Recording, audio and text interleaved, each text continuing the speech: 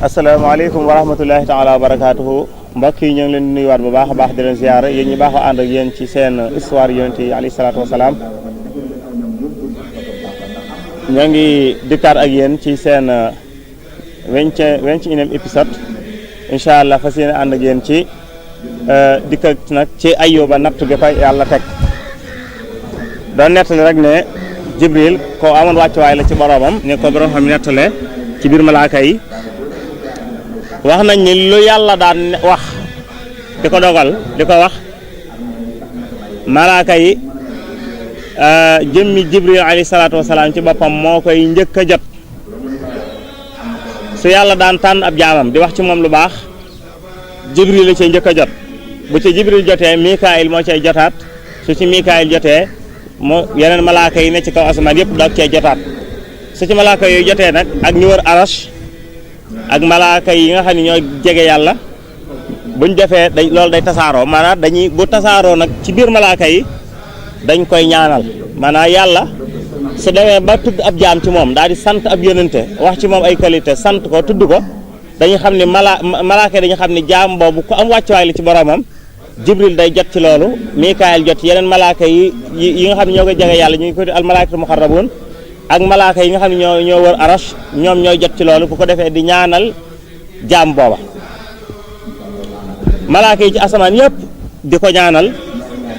buñ ko ñaanalee daal di wàcce loolu ci suuf yeneen malaaka yi ci des daal di koy jël di koy ñaanal xam nañ ni Iblis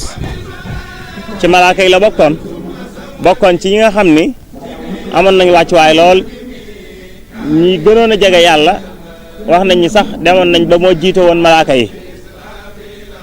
waaye xam nañ ni moom cosaanam junne la waaye bi yàlla tuddee Ayyub yonte yàlla Ayyub ndax dañuy wax ne Jibril maanaam jëmmi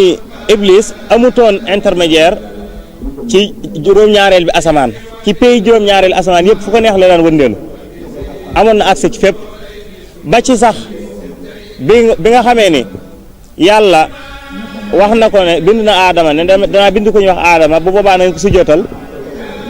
ba ñëwee malaaka yëpp ànd sujjootandoo Iblis daal di taxaw bañ sujjootawut yàlla na ko lu tee nga sujjoot mu ne ko mënumaa sujjootal koo xam ni yaa ngi ko bind ci ban man nga bind ma ci sawara man maa ko gën du ma ko sujjootal ana xayru min xalaxtani min naarin wa xalaxtahu min tiin kon maa ko gën du ma ko sujjootal bi ko yàlla dàkkoo génne ko àjjana génne ko ci biir diiwaanu malaaka yi taxul Iblis ñu xañ ko pays asamaan yi maanaam doon na am accès ci juróom-ñaareelu asamaan yëpp ñu wax ne fa la daan taxaw lu ko neex dana ko dégg noonu la def ba yàqal aadama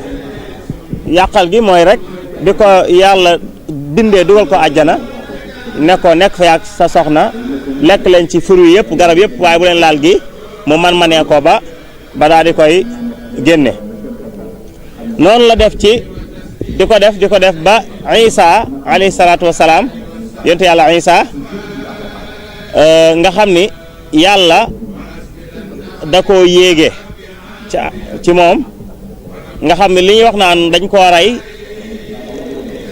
te nasaraan si da ko saxal muy chrétien yi waaye alxuraan weddina loolu wa ma qataluhu wa ma salabuhu walakin shubbiha lahum reyuñu ko salabuñ ko tànduruñ ko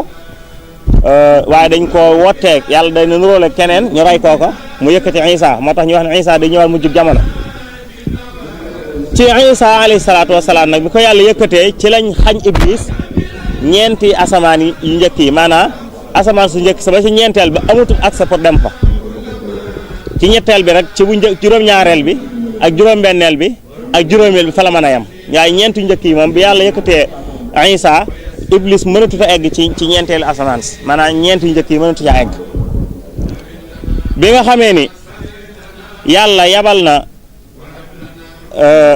yónnent bi alayhi salaatu wasalaam yónni na ko ca lañ ko xañ nag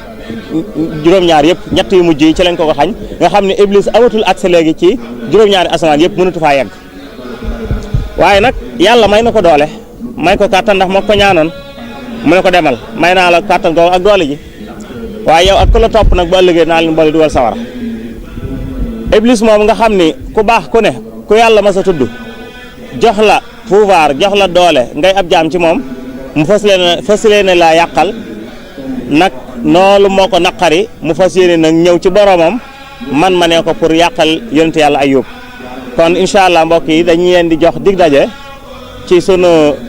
22e épisode incha allah dikk ak yéen nag ci nan la iblis nag doxale